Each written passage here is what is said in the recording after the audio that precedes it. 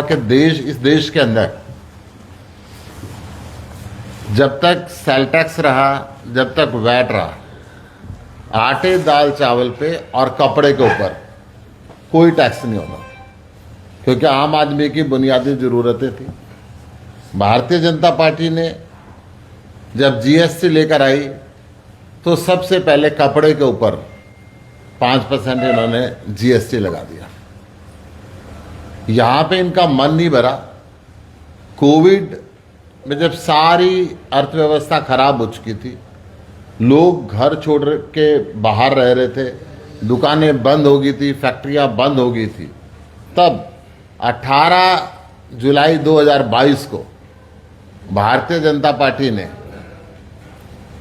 आटे दाल चावल पे भी जीएसटी लगा दिया। जो पैकेट के अंदर सामान मिलता था, हर सामान के ऊपर जीएसटी लगाया गया। और उसी दिन कपड़े की इंडस्ट्री पे, रेडीमेड कपड़ों पे जीएसटी 5% से 12% कर दिया गया।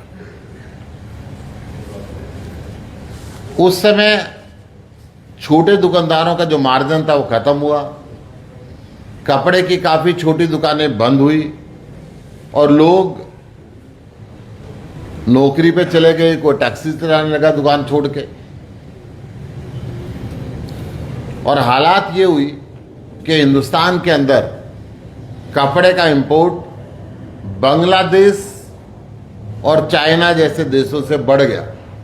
जो कि हिंदुस्तान से कपड़ा एक्सपोर्ट होता था, कॉटन हमारा पैदा होता था, वो एक्सपोर्ट कम हो गया और इंपोर्ट बढ़ गया।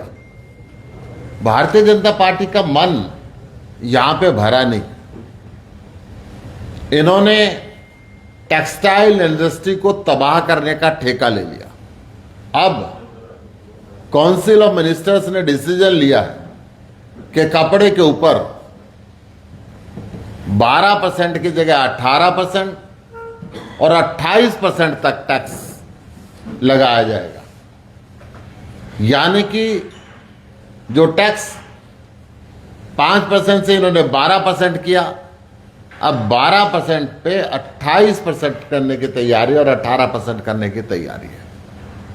ये कपड़े की इंडस्ट्री को तबाह कर देना चाहते हैं। मैं इनको बताना चाहूंगा कि इस देश से पिछले 10 सालों में करीब 20 लाख लोग व्यापार फ्रेंडली एटमॉस्फेयर ना होने के कारण हिंदुस्तान को छोड़ चुके हैं। और उसमें से 30,000 लोग हाई नेटवर्थ के लोग थे, करोड़ों की कीमत रखने वाले लोग थे। भारत सरकार को चाहिए तो ये था कि अपने देश में उन लोगों को वापस बुलाते। भारत सरकार को चाहिए तो ये था कि और इंसेंटिव देके यहां पे इंडस्ट्रीज को एस्टेब्लिश कराते जिससे रोजगार मिले। परंतु अब ये जो वर्तमान में इंडस्ट्री है, 18 से 28% तक जीएसटी लगा के उन इंडस्ट्रीज को बंद करा के चाहते हैं कि हम इंडस्ट्रियल हब ना बने, हिंदुस्तान एक ट्रेडिंग का हब बने और दुनिया के बाकी लोगों देशों से हम इस कपड़े को इंपोर्ट करें और यहां की इंडस्ट्रियां बंद हो। बड़े ताज्जुब की बात है, ये इंडस्ट्रियां जब बंद होंगी तो बेरोजगारी बढ़ेगी। इस तरफ सरकार का कोई ख्याल नहीं है। हजारों लाखों की संख्या के अंदर व्यापारियों का व्यापार बंद हो जाएगा और ये बुनियादी जो जरूरत है, कपड़ा, गरीब से गरीब भीख मांगने वाले व्यक्ति भी कपड़ा पहनता है। आज उसके ऊपर महंगाई जब बढ़ेगी तो गरीब की रसोई के खर्चे इन्होंने जीएसटी लगा के पहले महंगे कर दिए थे और अब बदन ढकने के लिए, तन को ढकने के लिए जब इंसान बाजार में जाएगा तो टैक्स कहीं 2 गुना होगा, कहीं 3 गुना होगा, कहीं 4 गुना। मैं आप सब पत्रकारों के माध्यम से भारत सरकार से ये निवेदन करना चाहूंगा, नरेंद्र मोदी जी से निवेदन करना चाहूंगा, जो ग्रुप ऑफ मिनिस्टर्स ने आपने फैसला लिया है कि जीएसटी को कपड़े के ऊपर 5 और 12% से बढ़ा के 18 और 28% तक ले जाने का, उस फैसले को जीएसटी काउंसिल में ना भेजें और उस फैसले को विड्रॉ करें। आम आदमी पार्टी इस फैसले का पूरा विरोध करती है।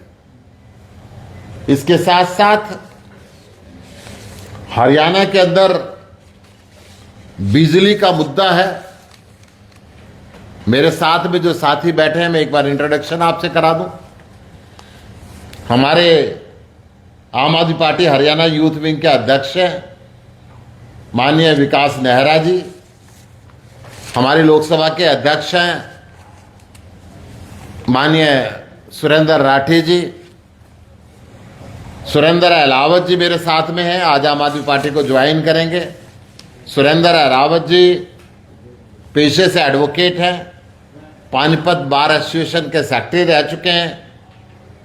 सन 2000 में समालका से निर्दलीय चुनाव लड़े थे पंचायती उम्मीदवार के तौर पे और लगभग 18,000 से ऊपर इनको वोटें मिली थी।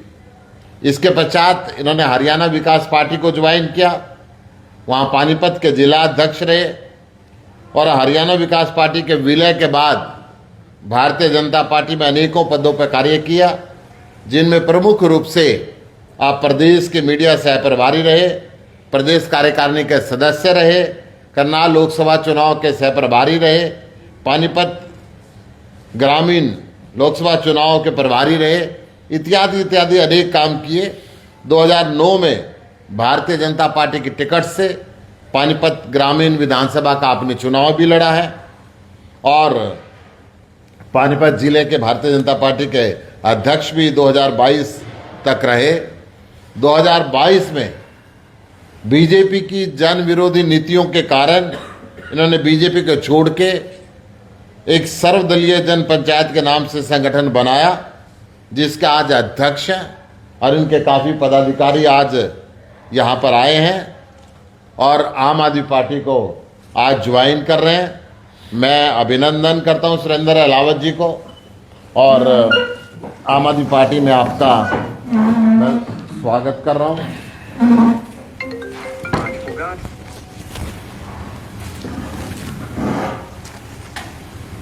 बहुत बहुत स्वागत है। इनके साथ में डायरेक्टर डॉक्टर नरेंद्र जेसिया जी हैं, प्रैक्टिस कर रहे हैं वहाँ पे, वर्तमान में सर्वजातीय जन पंचायत के संयोजक में हैं और पूर्व में